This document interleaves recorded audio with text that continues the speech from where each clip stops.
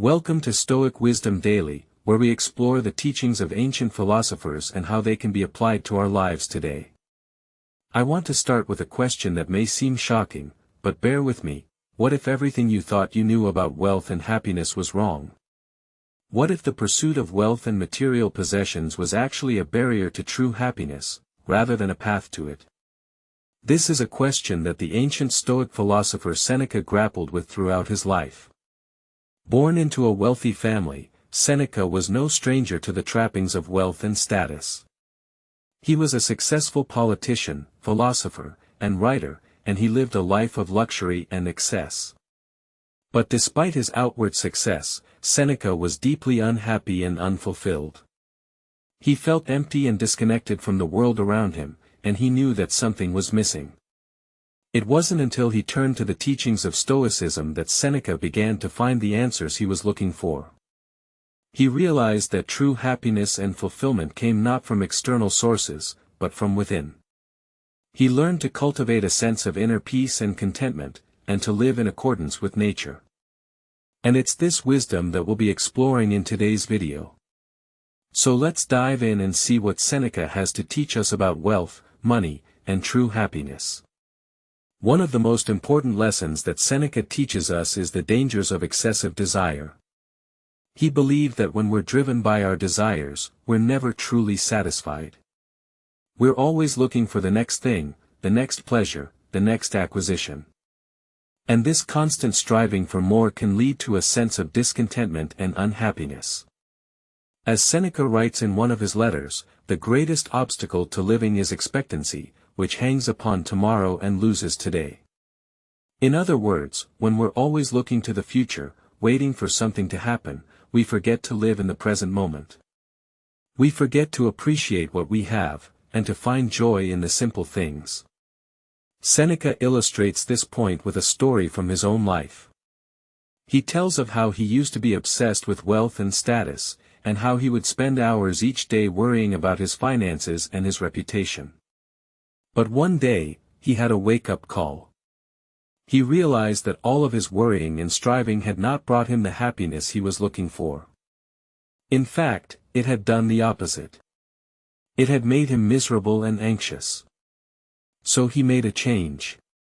He began to focus on what truly mattered to him, his relationships, his health, and his personal growth. And as he did, he found a sense of peace and contentment that he had never known before. This is a powerful lesson for all of us. It reminds us that true happiness and fulfillment come not from external sources, but from within. And it encourages us to focus on what truly matters, rather than getting caught up in the endless pursuit of wealth and status. Another deep insight from Seneca is the importance of living simply. He believed that when we surround ourselves with luxury and excess, we can become soft and complacent. We can lose touch with what's truly important, and we can forget how to appreciate the simple things in life.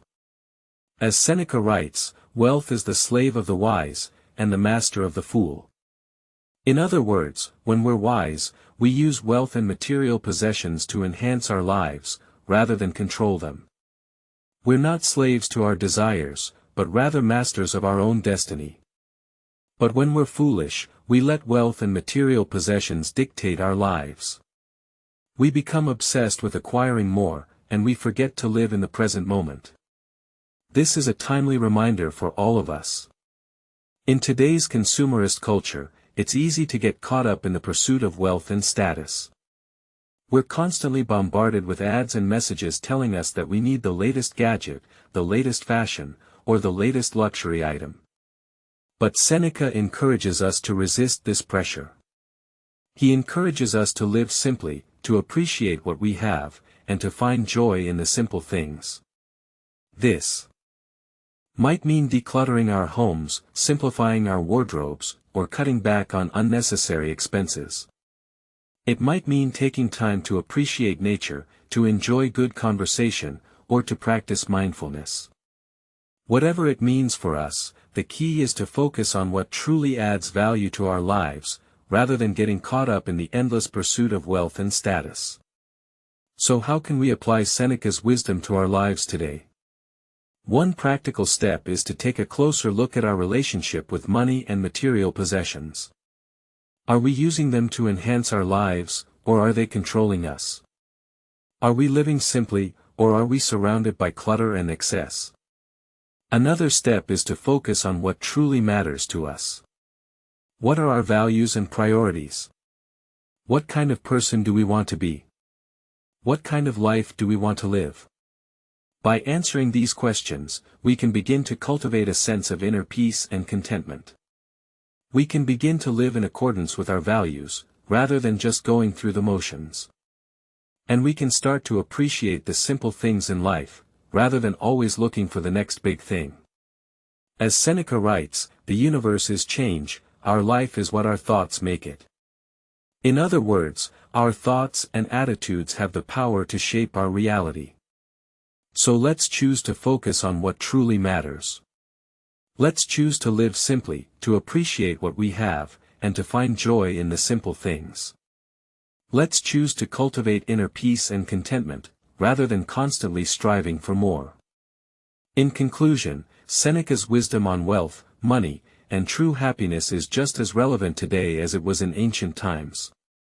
His insights remind us that true happiness and fulfillment come not from external sources, but from within. They encourage us to focus on what truly matters, rather than getting caught up in the endless pursuit of wealth and status. And they offer us a powerful alternative to the consumerist culture that surrounds us. So if you're looking for a more meaningful and fulfilling life, one that's not driven by the constant pursuit of wealth and status, then join us here at Stoic Wisdom Daily. Subscribe to our channel for more videos on Stoicism and personal growth, and join our community of like-minded individuals who are committed to living a more mindful and intentional life. Thanks for watching, and we'll see you in the next video.